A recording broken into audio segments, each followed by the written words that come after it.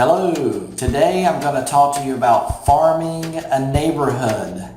We're going to talk about what farming is, what results we can actually expect to achieve, and how we do this. So let's get started.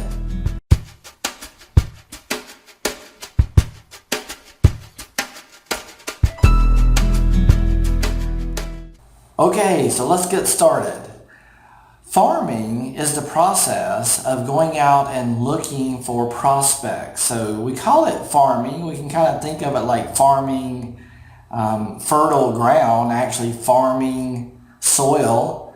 We want to look for fertile soil to plant our seeds so that we get a ripe harvest, a big harvest. We wouldn't want to farm unfertile soil and hope to receive a harvest from this. So the same idea applies here. When we're farming in a neighborhood, we want to farm in an area that has an 8 to 10% turnover. 8% really would be the minimum, and we really want to have at least a 10% turnover in that neighborhood. I'm going to show you how we can actually determine if a neighborhood has a 10% turnover rate. We also want to farm a geographic location that is comfortable for us to get to. So 10 to 15 minutes from where you work, play, and live would be a reasonable farm neighborhood. And then last but not least, we want to farm in a price point that we want to target. So it's either going to be your price point that's on your economic plan when you built your business plan, or it might be where you're trying to move your price point to, and it's your new target price point. So you want to farm around that particular price point as well. So let's jump in here, and I'm going to show you how we can actually determine what farm area would be a proper fertile farm. Alright, so now we're inside our MLS system. And if your MLS system looks slightly differently, you should still be able to follow along with what I'm doing here. So first of all, I come to a residential search, and in this particular case I look at a detailed search, and I like to actually look at the map when I look at this detailed search for farming, because that's truly what I'm trying to do, is determine where I want to actually farm. So in this particular case, I'm going to come down here and, again, we're looking at maybe 10, 15 minutes from our house. So this whole area would be considered my farm area. If I lived right in here, this whole area would easily be considered my farm area. And we see all these houses start to pop up on here. But I actually like to look at the sold properties when I'm farming, because I'm trying to figure out how many properties are selling over a year period in my farm area, because I want to make sure I'm farming some fertile soil. So once I have closed properties in 365, then I pop back over to the map and I start to see pockets again. Okay, here's a pocket of 40, 92, 117. So I would start to look for pockets and zoom in on those pockets to see if those are neighborhoods that fit my price range that I would like to look at. Actually you could go ahead and put your price range over here as well. Let's say in this particular case, I would really like to be in the 250 to 400,000 price point. If we come back over to the map, that's going to now limit our results. Here we go.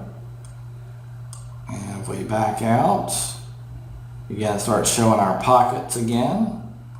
And it looks like there's a big pocket, there's a big pocket, there's a big pocket.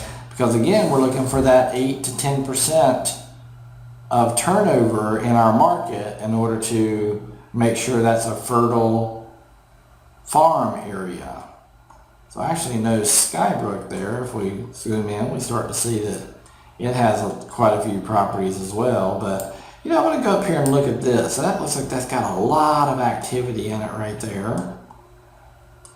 Sure enough, looks like there's been a lot of sales around that area right there. So I'd probably click on a few of these, just see what's actually going on. That's new construction, so that may not be my farm because I may not be a new construction rep. Yeah, I think those would be good properties. Let's go look at another area. There's a pocket of them right there.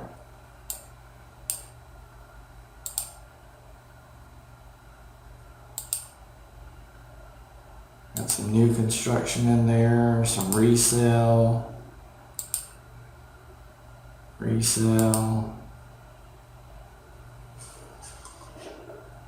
Okay, so that might actually be one right there.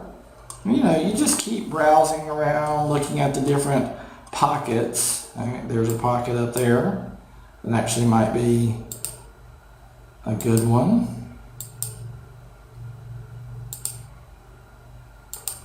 Yeah. So once you've determined 3, maybe 4 pockets of activity that are in neighborhoods that you would like to farm, now it's time to figure out if those farm neighborhoods are going to be good, active farms with good turnover. So we're going to actually just choose this one right here. It's off of Poppertent Church Road. That's going to be important because we're going to have to go find it on another map. But now I'm just going to draw a polygon around that and see how many properties have actually sold in this neighborhood over the last year. So if we go look at our actual results, we see that there have been 24 properties that have sold over the last year. So I'm going to write that down, 24 properties sold over the last year. And then I'm going to go into a tax database to be able to pull up all the properties that are actually in this particular neighborhood. I want to see how many total properties are in this particular neighborhood. So the easiest way I've found to do that is to look at this map and then also come over to our tax map. Now in this particular system we're using Realist, and you can't get to this little icon to draw a map area in Realist until you switch over to My Search. Once you switch over to My Search, all of a sudden this little thing pops up. So that's really important to know. And this is our neighborhood right here. That one right there. If we look back over, we can see that it's the same neighborhood. Right here is the county line. It's off to the right of that. Right there's the county line. It's off to the right of that. So I'm going to zoom in on that neighborhood fairly tight. And I see there's the little outline of all the little houses. I have to back out just a little bit in order to see that. And now I'm going to draw a map search around that neighborhood so that I'm only pulling in this neighborhood into my search. So let's take a minute and do this.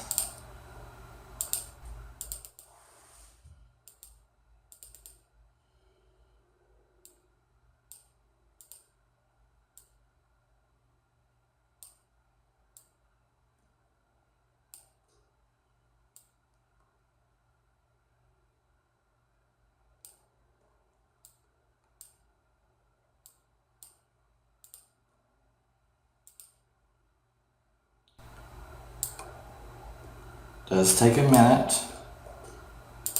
to get all the lines located, so you're pulling in this entire parcel, all the properties. So now we have this completely encapsulated in our polygon, and we'll run our search. And then when we run our search, it's going to tell us the total number of properties that are in this area, and that's 262 properties. Then if we do some math, so if we pull up our calculator here and we take our 24 homes that sell per year and divide it by the total number of properties in that market that we pulled up, that gives us just at 9%, little over 9% turnover in that particular market. I would be okay with that. Somewhere between 8 and 10% is actually what we're looking for. I would rather be at 10, but that's a good price point. I like that area over there. It's easy for me to get to and farm. So I'm okay with that 9%, just under that 10% rate. Another thing you will want to do, once you've determined your farm area, you've looked at something, you found something that has close to that 10% turnover rate or higher would be even better, is to see if anybody actually owns that farm. And what I mean is there anybody that is really targeted marketing hard in that farm? And the easiest way I've found to figure that out is to go look at the sales in that area and see if any one agent continues to come up on the list or the buy side in that particular farm area. If it's spread out among many, many different agents, there's probably no one that has a really good hold on that farm area, and it's ripe for the picking for you. All right, next let's talk about our deliverables. What are we going to actually deliver to this farm area, and how often are we going to deliver information to them? So first of all, in order to have an effective farm, we need to be communicating with this farm once a month over a 12-month period. Do not attempt to start working in a farm unless you can commit the resources needed to do it for a 12-month period. You must do it at a minimum of 12 months to see the returns that you need to make this effort work. And we should expect a 1 in 50 return, meaning that for every 50 people in our farm over a 12-month period, we should average about 1 sale. Now, that means that if we're farming a 200 doors farm, and we're knocking on 200 doors, we could expect 4 deals out of that farm. So that's another reason you want to make sure your price point makes sense. So if you have 4 deals, it's going to be lucrative for you to actually farm this particular area.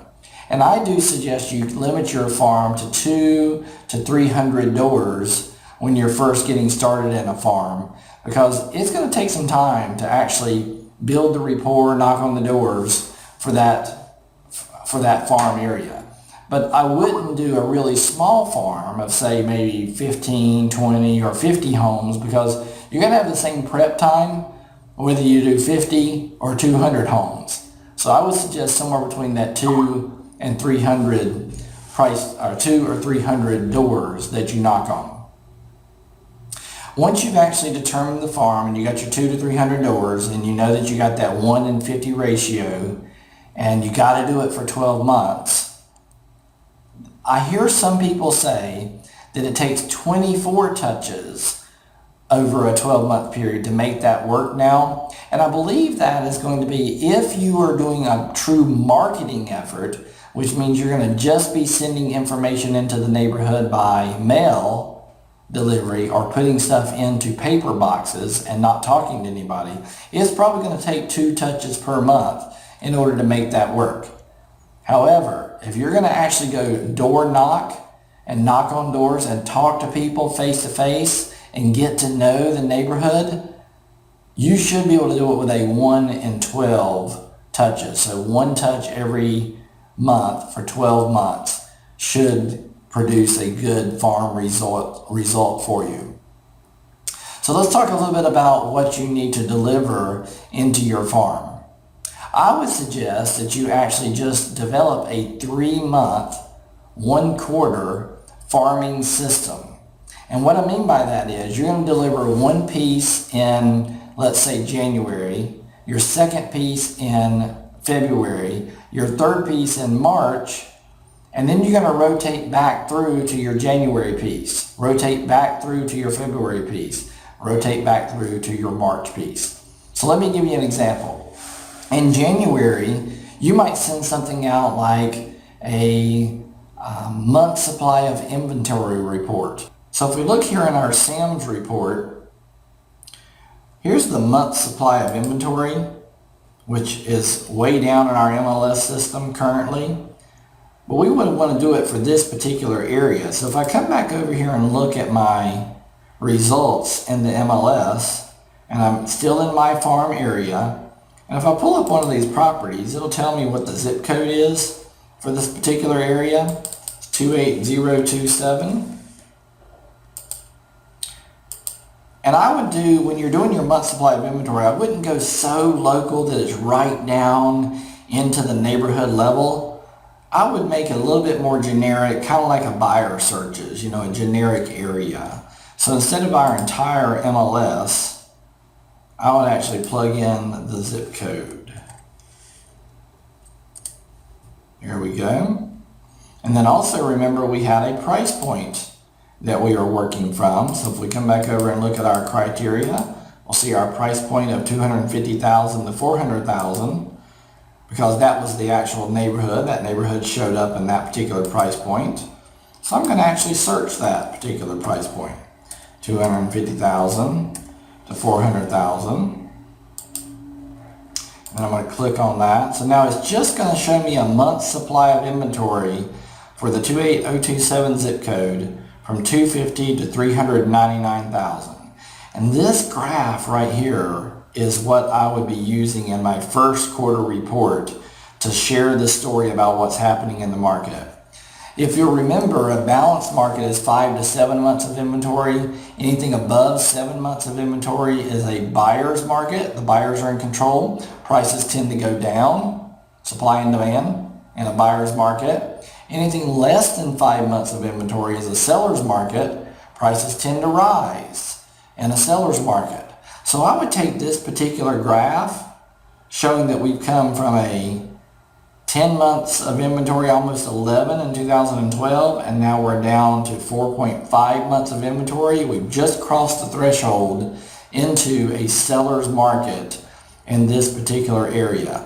And I would put that in a flyer type format with my branding on it and go knock on some doors and tell the story to the neighborhood that the great news that we've just passed into a seller's market, which should cause some appreciation in the area. If you've ever considered selling, now would be a great time. And by the way, who do you know that needs to buy, sell, or invest in real estate? And actually, I like to change that line. That's a line that's been out for a long time. It's a great line. But I'd like to change that slightly and have you say, who is the next person you know that needs to buy, sell, or invest in real estate? I think that slight change makes all the difference in the world because it makes them actually start to think about who the next person is that they know that needs to buy, sell, or invest in real estate. The next thing that I would deliver, remember our first quarter, January, we're going to do a SAMS report, in this case, a month's supply of inventory, and tell the story. The second quarter of the year, I would deliver something that is going to be relevant to that particular neighborhood. So a great example of that would be to give them the active, under contract, and sold properties for that particular neighborhood over the last 3 months. Remember, you're going to do this once a quarter, so you just do it for every 3 months. And you can do that in many different formats. I've seen it in a line format. I've seen it where the people have one picture of the house in color and then a little bit of a description beside it and explain. So it's basically an MLS report. But that information is information that a lot of people actually find valuable to see how much their neighbor houses have actually sold for. And then the third thing that I would have you deliver in the quarter for the third month would be to have a community outreach. If you don't feel comfortable with the community outreach, I'm going to give you another idea in a second. But I like doing the community outreach because it shows that you care about the neighborhood. And a community outreach would be something like, around Easter, you host the Easter egg hunt, the Easter egg painting contest. And you put out flyers about it. You tell people you're going to do it in the clubhouse parking lot, clubhouse lawn area. You host a neighborhood yard sale. You put out a flyer that says email if you want to be a part of the neighborhood yard sale. I'm going to put out the signage. I'm going to put it in Craigslist. I'm going to do the marketing effort for it. All you have to do is email me and tell me your address and the basic items that you're going to have in your yard sale, and I'm going to organize it for the neighborhood. Gives you a great opportunity then to go walk around and talk to the people that actually signed up to do the yard sale. But it gives you a reason to walk around the neighborhood and do something for the neighborhood. You're not asking for anything in return. People remember that about you. If you don't feel comfortable doing that community event type thing, then the third thing I would suggest that you deliver is some real estate news that is relevant to that neighborhood. So if there happens to be a spike in home prices in that area, if there happens to be a spike in new job growth, maybe a new employer that came into town that's going to create a bunch of new jobs in that area and therefore a bigger housing demand. Something like that would be a great report to share with that farm area. So again, you just rotate through those on a monthly basis. That way every month you know exactly what you need to deliver to the neighborhood. Now you know what farming is about. You know why you need to do it. You know what your results you can actually achieve. You know how to actually determine your farm area. And now you know what pieces to actually deliver. Get out and do it. Talk to your farm area. I think you're going to find that people are a lot more friendly than you even expect when you go talk to them about real estate. They have a real estate need. They live in a house, whether they're renting that house or they own it. They like real estate. So get out there and talk to your farm.